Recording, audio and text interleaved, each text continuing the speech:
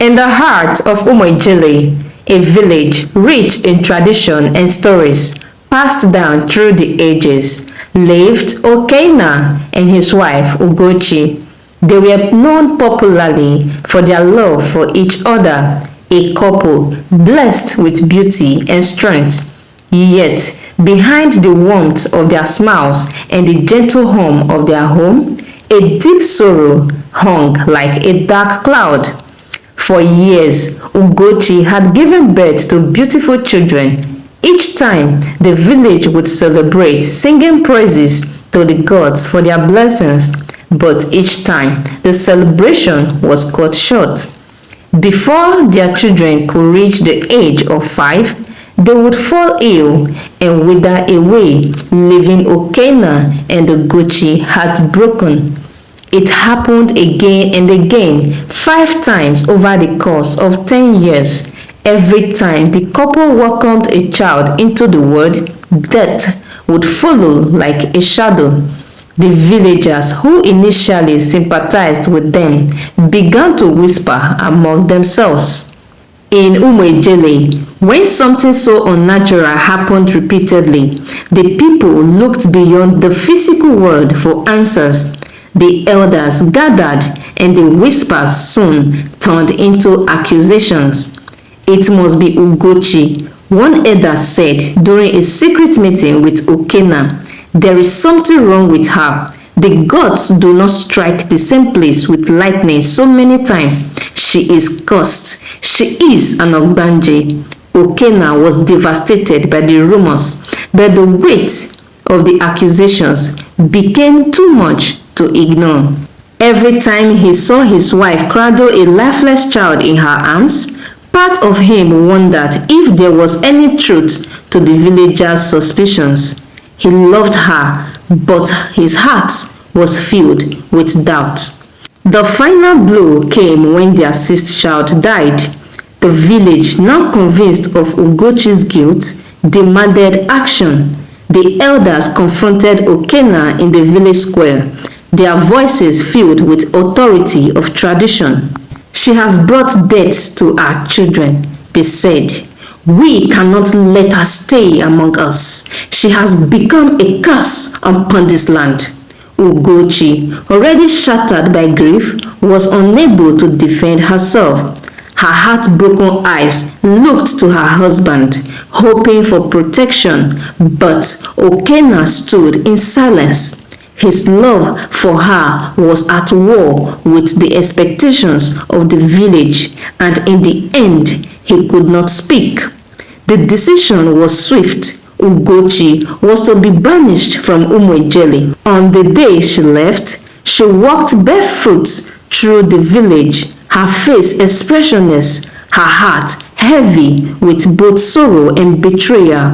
The villagers watched as she disappeared into the thick forest, murmuring prayers that her absence would bring an end to the deaths. After Ugochi's departure, Okena married a second wife, Chika, a kind woman from a neighboring village. The villagers hoped this union would bring new life and end the curse. And soon enough, Chika became pregnant, but the joy was short-lived. As if the gods had decided to mock them, tragedy struck again. The child Chika bore fell ill just as the others had. Within 2 years, the baby succumbed to the same mysterious illness that had claimed the lives of Ugochi's children. The village was in shock. Chika had been untouched by suspicion, and yet the same curse had befallen her child. Confusion and fear swept through Umojele. If it wasn't Ugochi's fault, then what was happening? Around this time, a missionary named Father Ignatius arrived in Umojele. He was a man from across the seas who had come to spread Christianity, but he also brought with him knowledge of the word beyond the village. When he heard of Okena's tragic story, he asked to meet the family. Father Ignatius was not quick to believe in curses or spirits. Instead, he listened carefully to the description of the children's symptoms before their deaths: fever, swelling, weakness, and terrible pain. He had seen this before in other villages.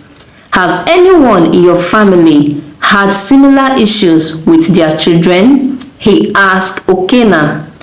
Okena nodded. Yes, my brother lost 2 children in the same way, though we thought it was the work of Ogbanje spirits, but after some traditional cleansing, they gave birth to other children and never experienced such again.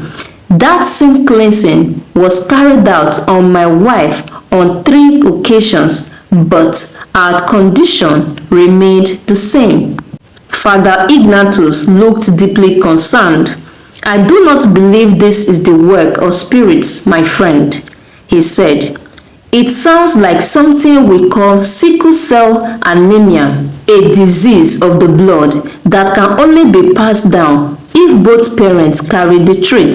This could be the reason both of your wives lost their children. The villagers who had gathered to listen were confused. Sickle cell? One elder asked. What does this have to do with our traditions? Father Ignatius explained patiently. In the blood of certain people, there is a trait passed down from their ancestors. When 2 people with this trait have children, their children may inherit a disease that causes them to fall ill, just as Okena's children did. The elders were silent, the weight of their mistake dawning on them. Ugochi had been banished from the village based on fear and superstition. The true cause of the death had nothing to do with curses or spirits. It was a condition they hadn't understood. Ashamed, the elders realized they had wronged an innocent woman. Okena, heartbroken and full of regret, fell to his knees. What have I done? He whispered. I let them drive her away. I let them blame her. With Father Ignatius' help, the villagers sent word to find Ugochi, hoping to bring her back and beg for her forgiveness. It took weeks, but they eventually found her living in a distant village, alone and broken. When Okena saw her again, he wept at her feet, pleading for her to return. He explained what Father Ignatius had discovered and that the village now knew the truth. Ugochi, though deeply hurt, agreed to return, not for the village, but for the love she still carried for Okena. The villagers welcomed her back with a great ceremony, though she could never forget the pain of her banishment. Ugochi and Chika's blood were later tested and confirmed they were both AS, same genotype as Okena. For fear of history repeating itself, Okena made a very tough but realistic decision. He returned the bride price of the 2 wives and took in another wife named Adora. After undergoing genotype tests, Okena and Adora welcomed their first child and named him Amamihebuike, meaning knowledge is power, and thereafter they had 3 more healthy children who had now grown into adults. In the years that followed, the village learned more about sickle cell anemia. They began testing couples before marriage to ensure the same tragedy would not befall other families. It was a hard lesson, but one that changed the way the people of Umwejele understood both illness and the dangers of superstition. And though Ugochi's children could not be brought back, her story became a powerful reminder of the need for knowledge, compassion, and the courage to question old beliefs when faced with new truths.